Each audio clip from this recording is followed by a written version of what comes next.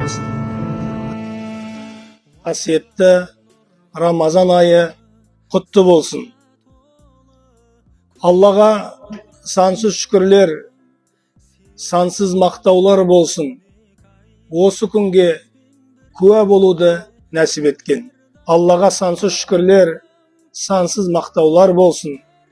Қасиетті Құран түскен айды көру, қасиетті күндіздерінде ораза ұстайтын, түндерін құлшылықпен өткізетін айға жету, бұл Алланың адам баласына берген үлкен нығметі. Аллаға мақтау айтамыз. Қариларымызға Алла жеңілдік беріп, аман есен қариларымызбен бірге 30 күн оразамызда хатым Құранымызды оқып, Құдайға құлшылық етуді Алла нәсіп етсін. Амин.